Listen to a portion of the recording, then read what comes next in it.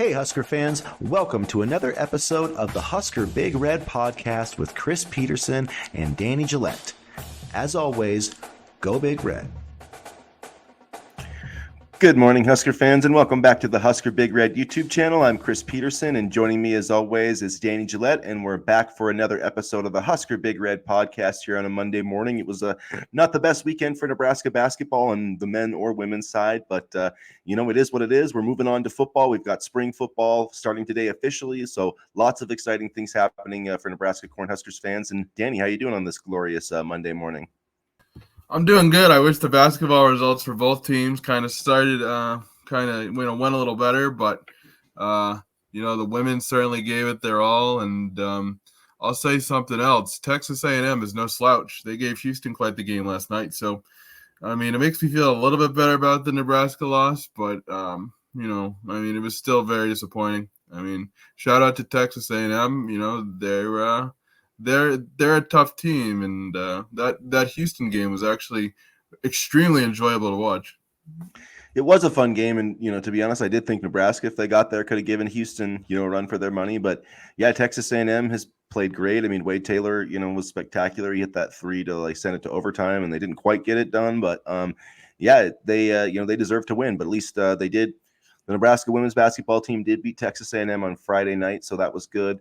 Their first win in a decade, but it was sad to see it come to an end for especially for Jazz Shelley and Keisei Tominaga this weekend. There's a lot of seniors that might not be back, like Darian White on the women's side, Josiah Alec, potentially CJ Wilcher for the men's team. So it's tough to say bye to all those guys, but particularly Shelley and Tominaga were just spectacular during their careers. So it was a joy to watch them play, and it's a bummer they won't be back next year. But such is life is in college athletics. That's how it goes. So at any rate, we'll get into some spring football talk here, guys. Before we do, make sure you like and subscribe to the podcast here if you haven't already. Get into the comment section, hit the subscribe button so you don't miss any of our future content. And we're going to have a lot coming up here in the next few weeks. And for what it's worth, Jaan Gary, it sounded like he was coming back. So there was a video in the tunnel, and he said, damn, man, we'll get him next year. So sounds like he might be coming back, which would be nice. Yeah, it would be not. Yeah, Jaan Gary would be a good player to have back. Rink Mass would be another one. I would think that he, there'd be a good chance that he would come back. They've, made contact with a couple of guys. I think Frankie Fiddler is his name.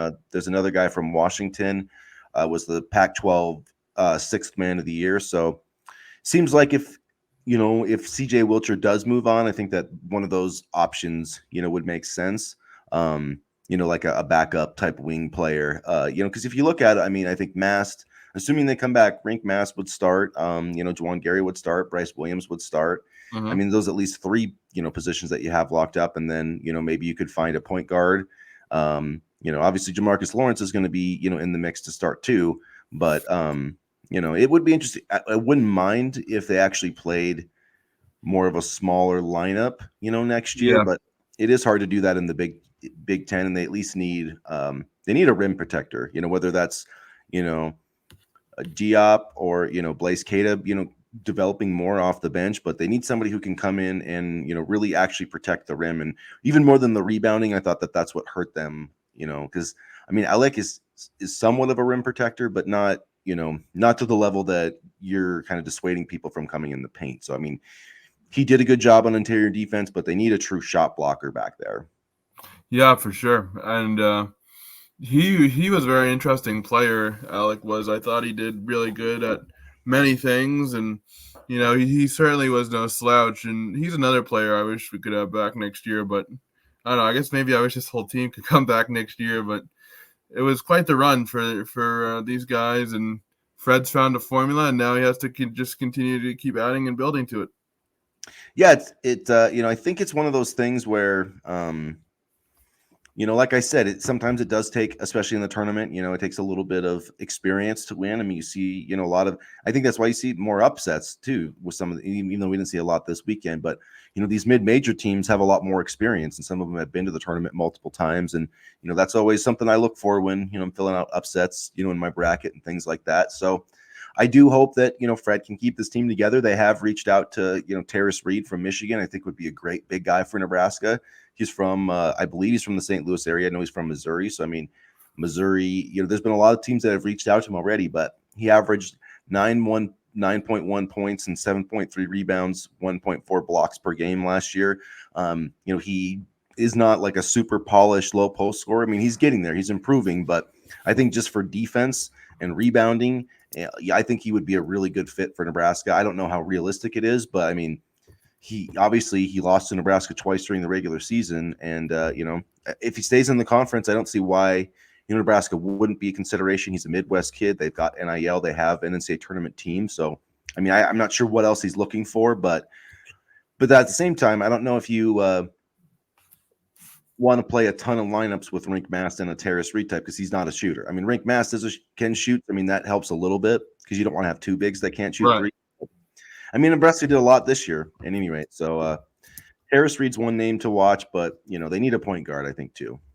Yeah, and, I think we haven't had a true rim protector in quite some time, and they definitely need a point guard. I know Lawrence, at the end of last season, meaning 2022, 2023, kind of stepped into that role, but I'd love to see a veteran point guard come in. I think, and we talked about this on Saturday, I think Ulis is still on the team, so I don't know. He was on the roster, so I don't know, maybe if he'll come back or what the story is there, but I think we had a true point guard, and then he got caught doing his stuff.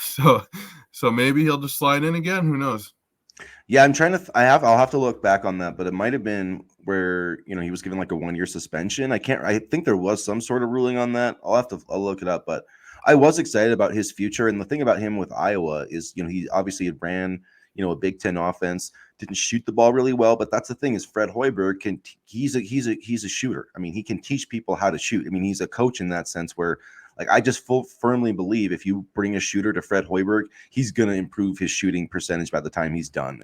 That's just how I feel about, his coaching ability. I think he's proven that over the course of his career. So if Ulis can play next year, I do think that would be, a positive thing for both sides because I think, he could improve his offensive game and Nebraska would be getting, a proven point guard. And then you have him and Lawrence and Hoiberg, I feel pretty good about that. Yep. But they still, I honestly, like, no, I'm not saying like, just Michigan guys, but if they could somehow, I think they should reach out to Doug McDaniel. Like, I think he, with a good team surrounding him, I think he could be a superstar. Yeah. And, Fred's always, well, not always, but the last 2 years, he's done a good job of, putting together a team that works well with each other. And it'll be interesting to see, if he can follow that same formula again, because he found his winning formula the past 2 seasons. Now, like I said, it's just about adding to it. And, it's very interesting to see that sometimes the most talented pieces don't always mean the most cohesive pieces. So trying to kind of add again and build on this tournament, appearance is going to be really interesting, I think. And, Fred's shown he can build through the portal, and now he's going to have to do it again. Yep, he will have to do it again. And as far as on the women's side, I think they're losing obviously Jazz Shelley, which is going to be disappointing. And it was tough to see her get emotional and all the players getting emotional yesterday. But they are, Logan Nisley really came on at the end of the season.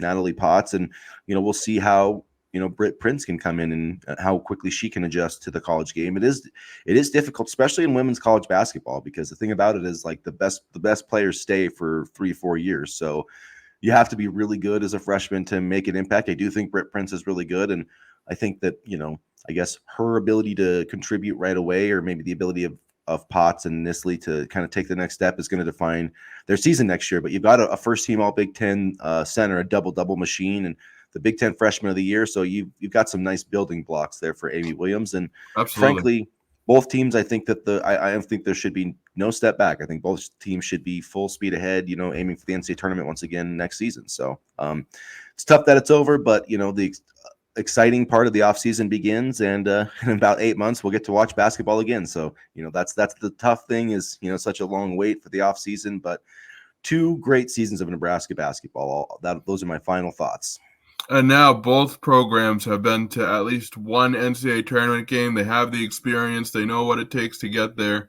And I think that's important too, because, for the longest time, these programs, didn't even go back there. And now that they're there, they know what it takes. They know the preparation process going into a tournament game. And, and I'm not saying you, but I think a lot of people tend to forget that for, many of these players, this was their first ever experience there. So it was hard to, turn it on and, play at a high level. I bet when you got nerves and you're trying to take everything in. So having that one game, despite the losses, is going to be, I think it's still really important for next year as well, as both programs continue to build.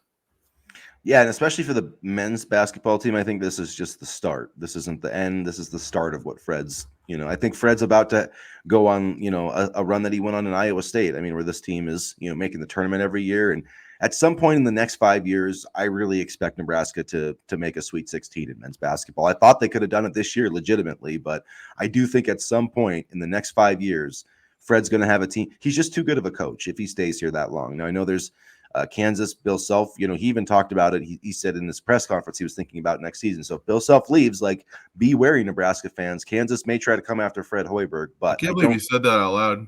I know. It's kind of weird to say out loud. Yeah, that was that he was thinking about next season. But yeah, I don't know, man. Not that many college coaches have success in the NBA, so if I was him, I wouldn't make that move. But whatever. He's got it made at Kansas, honestly. So. Yeah, and it would be interesting if it's, I don't think it would be Fred. I really don't think Fred would make that move, but also I don't know, man. That's like that's a like tough one of job to pass up. Yeah, I mean, if you're talking about college basketball, that's one of the 3 best jobs there is. There's Kansas, Duke, North Carolina. Those are the top 3. I actually, okay, I'll say Kentucky. I'd put in there too, as like the 4 big time jobs, but that's one of them for sure. Well, it's funny. Somebody was talking to me about Troy Dannon the other day, and they weren't too happy with the hire, which I can kind of understand. I respect everybody's opinion, but one of their points was like, well, he lost his head coach to Alabama. I'm like, it's Alabama. Anybody would want to take that job. That's a really, really good job. So that shouldn't be a slight on Dannon, but there's just certain jobs you can't say no to. And for basketball, Kansas would definitely be one for Hoiberg, and I wouldn't be mad at him for leaving. Yeah, plus, those buyouts are nice, so we can hire a new coach. Yeah, Kansas is kind of like the Alabama of the college basketball. So consistent. But I mean, he did, and he went out and hired Jedd Fisch, who I think is really good. If he hadn't hired Jedd, I think Jedd Fisch would have been a candidate at Michigan. I mean, I'm sure they would have just probably gone with Sharon more anyway. But if there was somebody from the outside, because Jedd Fisch coached at Michigan, under Harbaugh. He's legitimate. He's a big time coach. So, that makes me feel confident if Dannon does have to do, a big coaching search at Nebraska, that he's going to get a big time coach. Oh yeah, for sure. And I mean, Fisch was up here in New England for a season, and he did a really good job, as a quarterbacks coach. And so I mean, yeah, we kind of just got off on a rant there, but I think things are trending up for Nebraska athletics. Just kind of pulling this all together, things are trending up, and I think we're hopefully, crossing our fingers, going to see stability in the athletic department. Hopefully, I mean, we thought we were going to see it with Trev Alberts, so you got it to some degree, and now I just hope that Dan can help kind of finish the job and kind of bring this department back together, so to speak. Yeah, definitely. I think I think it's going to be I'm really excited about where things are going, so I feel good about the kind of the future. So we did our Nebraska basketball talk first, so now we'll talk about spring ball, which is starting today for Nebraska football. That's going to be exciting. I believe there's going to be practice on Thursday that's going to be open to the media, at least part of it. So we should get some nice information about what's kind of going on with the quarterbacks. And I know that that's going to be the number one topic of conversation. What does Dylan Raiola look like? What does Daniel Kalen look like? But I'm excited for these guys, and I guess just to see kind of the finished product of working with Glenn Thomas. I want to see Harburg, what kind of improvements that he's made. But what are some things that you're kind of personally watching going into spring ball? Like, what are some of the things that your storylines or just players? What are things you're keeping an eye on? The running back room, because of with Ramir Johnson and Gabe Ervin out, I want to see if Quentin Ives can make the next step in the running back room, because I think we're going to need depth there. I mean, again, and I don't say this to bash Johnson and Irvin, but their injury histories just make it tough to rely on them for an entire season. And I want to see, what can Dowdell bring to the table. And it's not, nobody's winning jobs in spring ball, but if Ives and Dowdell can, kind of really impress the coaching staff and show that they can take the next step, then I think by fall camp, they could definitely challenge Irvin and Johnson for, major spots in the running back rotation. Yeah, I definitely think it's going to be interesting to see, the running back rotation. I do think that Dowdell's going to, have a chance to kind of establish himself, and it's going to be a big spring also, for Emmett Johnson and Quentin Ives if he wants to, be a contributor. So it would be good to see those guys, just establish that depth. I want to see the receiver position and how, that kind of stacks out, and to see, obviously we're not going to have Malachi Coleman in the spring, but, Jalen Lloyd, Jaden Doss, Ethan Nation, all guys that, can take that next step, I think, this year. Demetrius Bell is a guy I put in Nation's playing defense. Sorry, my bad. You're good. That's what I meant is Demetrius Bell. Oh, okay. Yeah, that's what I don't know why I got those two guys confused, but Demetrius Bell, and then even Davon Hall. I'm interested to see how he does in because he enrolled early, so it'll be interesting to see. Corey Barney. Ja'Cory Barney too. Do you think that we have a slot receiver right now? Maybe Lloyd, because I was thinking Barney could slide into the role of Billy Kemp, type of player.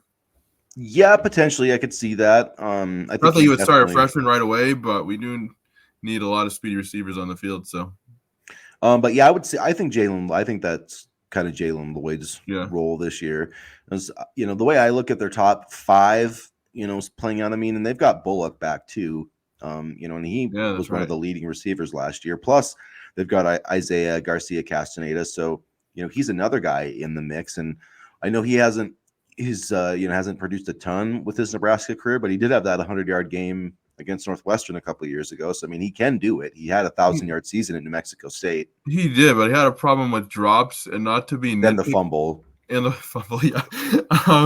Not to be nitpicky, but now you have options to choose from if you're the coaching staff, and if one guy is performing, better than the other with no drops and no fumbles, then unfortunately, IGC might have to take a back seat. But where everybody falls on the wide receiver depth chart is going to be interesting, because there are a lot of options, and there's certainly a lot of weapons for Raiola to throw to. Yeah, and I think it just speaks to some more quality depth, because last year, Garcia Castaneda was probably, looked like he was going to play a lot more, and this year there's kind of a tougher climb to get to that playing time. I think, Jaden Doss is another guy I think is going to be in the mix. And he's another one that probably could play in the slot too. But yeah, Jamal Banks, Isaiah Nayor, they need to really, one of those guys really needs to hit. If one of them doesn't necessarily deliver like we think, but one of those guys really has to step up and deliver a 600 or 700-yard season. I think that's what they I really think that's probably going to be Jamal Banks, because he's done that the last couple of years with two different quarterbacks. So I feel really good about that. And I also want to see another guy I'm watching is Thomas Fedoni. I just want to see what he looks like this spring and see if he, has kind of taken that next step into getting truly back to being, the athlete that he was before the ACL injury. Because he was good last year. He came back, but he just didn't quite have that explosiveness. You started to see it a little bit more. And I really want to see if he is back to being the true Thomas Fedoni this spring. So that's another thing I'll be watching on offense. Yeah, for sure. He had a good connection with Heinrich Harburg, and he definitely contributed, and it was good to see him get back on the field. But can he take that next step? I think that's going to be important. And I honestly wish Carter Nelson was here for spring practice, but I totally get why he's not. And I'm interested to see where Nelson, not that this is necessarily a spring ball storyline, but where he fits in this tight end rotation as well. Yeah, it is going to be, and even some of the, the younger tight ends are going to have a chance to step in. So, it's going to be really exciting. I think, another big question on the offensive line or offensive line is how's that going to shake out. You still have obviously Ben Scott, Bryce Benhurt, but you have some new starters, or Micah Mazuka. Is that what we Yeah, determine how to I pronounce was just his name? wondering what his status was because it didn't sound like I think he. he'll be fine. I think he's adjusting a little bit, and I do think that, Matt Rule runs tough mat drills. I mean, he does not, conditioning drills. They don't mess around. Like Matt Rule, he seems like he is a super nice guy, but he coaches these kids hard. So I I think know I they'll was watching those workout videos, eating my cupcakes, and I was just like, nope, I'm all good. No, I'm all set.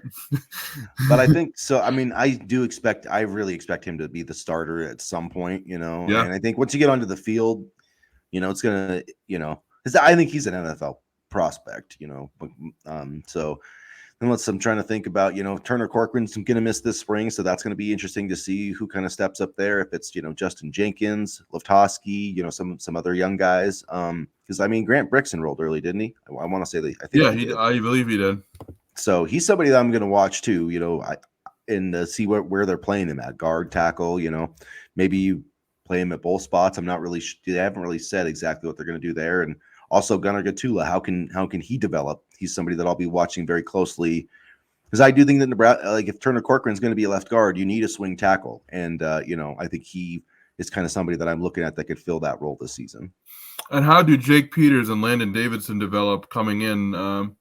As freshmen, I think is going to be important too because building that depth, continuing to build solid line depth, is something we haven't done in years. So, I think it's going to be important that some of the guys who don't get as much recognition also sort of develop as well because. Hey, a lot of the best linemen aren't 5 stars, and I mean, that being a former lineman, so it's going to be interesting to see how that whole line develops, and it's going to be even more interesting to see if Donovan Raiola can continue to pull this line together because I thought he did a good job last season. Yeah, he did a nice job last year, and you started to see, like Ben Hart started to look like, a 4-star recruit. So that was, that was positive, and I think that the strength and conditioning aspect helped too. I think they were in better shape. Some of them ditched the knee braces. So I mean, just little changes, but little changes in coaching and stuff like that can make a big difference, on the offensive line, which is probably I would say that coaching probably impacts the offensive line and quarterback play more than any other. That I would say those are probably the two positions where you really want to have a good, solid position coach to develop. And I feel like Nebraska, they didn't have that last year for quarterback, but they do now. So I feel good about the offense. What about the defense? What are some things you're kind of watching on the defensive side of the ball? Can the defensive line, continue to play at a high level? It's not a question of do they have the talent because they do have the talent, but can they continue to play, at that high level? Can they continue to be one of the most dominant units in the Big Ten? And well, I was just say Big Ten. I don't know what it's going to be by the time all is said and done, but I think Ken Robinson and Nash really sort of continue to establish themselves as the best in the country because I think when you have a good defensive line, it makes the secondary's life a whole lot easier, and then it plays well out on the field, and I'm just curious to see if the defensive line can continue to play at that high level. Yeah, and I'm interested to see how, again, with some of these young guys, how does Prince take a next step this year, Cam Lenhart, but some of the other guys too, like Maverick Noonan, Van Poppel, Dylan Rogers. I want to see those guys take that second step, that second year leap, because I feel like if they do that, man, this defense is going to have so much depth that, I mean, it could be really, I mean, last year it was really fun watching the defense. I think we're going to have another year of that with Tony White coordinating this crew. I think we're going to have another top 20, top 15 defense, but there are some, you got to replace, Quentin Newsome back there. So that's going to be kind of interesting to see. They're going to go with Malcolm Hartzog as a corner and, use more safeties, or are they just going to have, basically positionless defensive backs, which it seemed like they kind of had last year at times. So it's going to be interesting to see how all those pieces develop and how Tony White kind of employs all of them. And on the subject of, safeties, Don't forget about Kobe Bretz. I mean, he's a junior now. I can remember when he was first committed to the program. Where does he fit here? I mean, I think there is a lot of focus, and rightly so, on a lot of the new guys, but don't forget about Kobe Bretz. So I'm not going to say that he's going to be an All-American or whatever, but I think he could honestly have a real shot to be a big part of this defense. Yeah, and I think he's also a guy that can play a lot on special teams, and that was a key thing last year that people, like with Ed Foley. I mean, like the kick coverage was much, much, much better last year, and I think that Yeah, playing guys like that on special teams, really does matter, and hopefully, that's where. Like Ramir Johnson, I see him having an impact is in the return game. They really missed him after because like the Minnesota game, he made a big play in the return game, and that's right. that kind of got that second half jump started. So really, those special teams plays are huge. So hopefully they can get those guys. Hopefully they get Ramir back. But yeah, defensively, I feel as confident as I have in a long time. I mean, really since the days of Ndamukong Suh. I don't know if they'll defense will be quite that good as like the 2009 Nebraska team, but this is going to be a pretty damn good defense. One of the best we've seen, and probably since that one 15 years ago. And if you look at the jack position, you have Stephon Thompson, MJ Sherman, and Princewill. So that's a really, really deep position, and I'm curious to see how that shakes out too. As we talked about these guys just a little bit ago, and that's just a lot of depth at the position. And I love Thompson when he transferred in here. I think he's a good fit for this defense, and I think all three of those guys at the jack position are really strong for this defense. So I'm curious to see how that kind of depth is utilized. Yeah, and then you've got Bullock still back at the linebacker spot. I think that those guys will all be they'll all see some time at linebacker, and then you still have Jamari Butler out there too, James Williams, Kai Wallen. I mean, there's just a ton of depth, and what that allows you to do. I mean, it's hard to even at linebacker if you're sitting there saying like, oh, we're going to play two linebackers all season. That's a lot on those guys. Like that's a ton of snaps. I mean, so you need to play. I mean, at every position, you need to be playing multiple guys if possible. And if you look at like Michigan last year, they were able to do that. And that was one of the things I think that made their defense so effective is that, guys were constantly fresh and they could rotate in. I mean, and that's like Georgia and Alabama, those teams too. They can rotate in guys, because they have there's not that big drop off. And I'm not saying Nebraska has that type of star-studded depth, but they have really solid depth that I feel like at all three levels. There are some guys I think that need to develop at all three levels, D-line, second. But, with this coaching staff and what we've seen so far, if those freshmen can, kind of take that next step, like this defense is going to be freaking loaded this year. And I think the offense can match it. That's the thing. I think the offense can finally match it this year. It's going to be a lot of pressure on Raiola. And, I think, even me, I'm like, oh, he's going to go out there, throw 85 touchdowns, and we're going to win the national championship. But we also got to be prepared for some growing pains. And, I think he is probably one of the most polished quarterback prospects that I've ever seen. But still, I mean, all eyes are going to be on him. He's ready for the spotlight, but, there are going to be bumps in the road. He's a freshman. And that's the risk you take with having freshman quarterbacks. But I also think there's a lot of upside. So, I think over this, sort of spring ball, I'll be interested to see, not that you can tell a lot from just pictures and video, but how he handles himself on the practice field in terms of his poise, his quick decision-making, what the coaches are saying about what they see. Obviously, not going to say anything too bad, but just, if he looks good in the pocket, if he's making good decisions, if they got to work on stuff, stuff like that. I'll be interested to see because the development of both Raiola and Kalen are extremely important. And I think back to your point earlier, that's why bringing in Glenn Thomas was so important as well. Yeah, for sure. I thought that was the best move Nebraska made, this offseason, in terms of after, signing the recruiting class was getting Glenn Thomas here because I think that's going to make sure that trajectory with the quarterbacks is going, where it should be in terms of their development. And yeah, I think Dylan he's super talented. He's got a tremendous arm. And he's got a great mind for the game too. With his dad being Pro Bowl center and playing for Nebraska and doing all those things, I think that gives him a different insight. And everybody said that this kid, was different and special, whatever adjectives you want to use. So we'll see, what that actually looks like on the field. I can't wait for the spring game, and I am interested to see what when Matt Rule's going to name a starter. I don't expect him to do it in the spring by any means, but it does interest me when he'll actually name Dylan Raiola as the starter, because that's obviously who I think it's going to be. But Danny Kalen and Heinrich Harburg might have something to say about that. We'll see. But I fully expect him to be starting against UTEP next fall. Dylan Raiola. I wonder when he is going to name a starter too. My guess is probably, and this is just my guess, but I'd probably say the second week in August, maybe. Yeah, yeah, that makes sense. Yeah, somewhere around then, just to give everybody a chance to, because that's the thing is you have to worry about,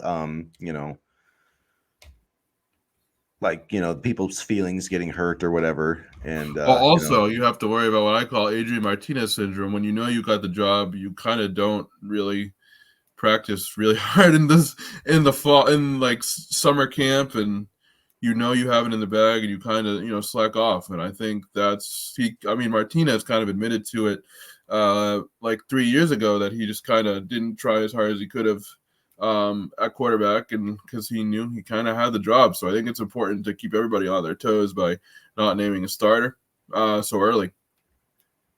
Yeah, for sure. I mean, I definitely think that's what you have to do. So yeah, it's going to be really interesting to see how that all kind of develops going forward.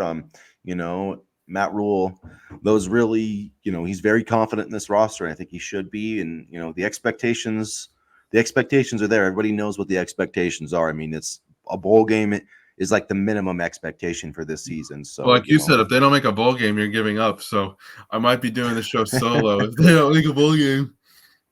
I mean, I'm not saying that, but it's not going to be pretty if they. It's not. You said on Saturday that you would kind of give up if Nebraska didn't make a bowl game this year. I know. I say lots of stuff I don't mean, though. I know, and people call you out for it. It's kind of interesting. It kind of makes me laugh a little bit. Yeah, it's whatever. I don't care. Although honestly, I would be so sad if they didn't make a bowl game next year.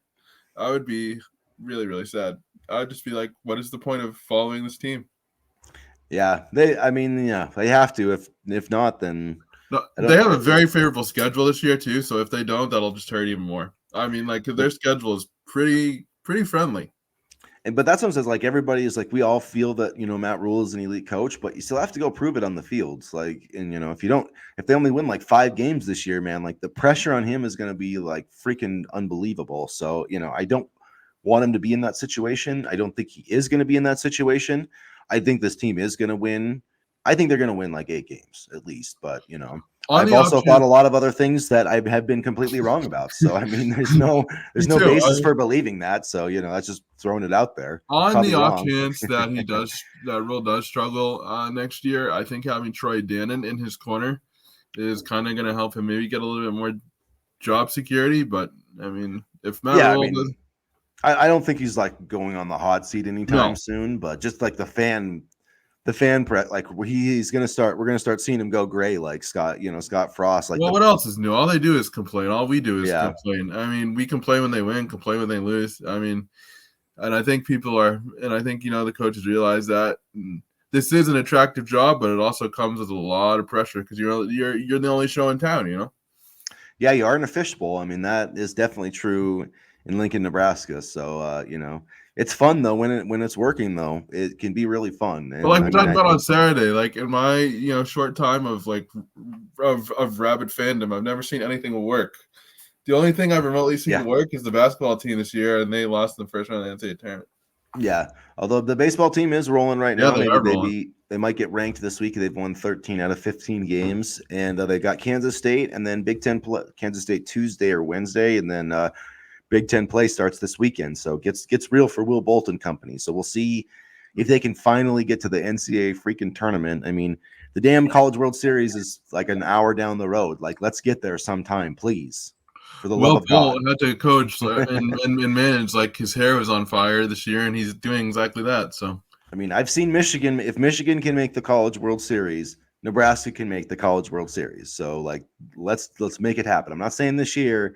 I know they got to get to the tournament first, but I think they've got a team to win the Big Ten championship though. Like, I don't think that's that's the first goal for baseball. Win the Big Ten. And it sucked. It was in Omaha last year and they didn't get it done, but this year I feel like with Childress and the pitching staff, I think they've got the team to do it. So we'll see. Yeah, they're very well rounded on both pitching and in terms of the bats, and so they haven't had because I remember at times it was very flip flopped last year. The bats would be good, the pitching would go cold. The pitching was good, the bats go cold. It was just a mess, and so this year they kind of have it all together. So, I mean, I think this might be one of the best rosters in the Will Bolt era.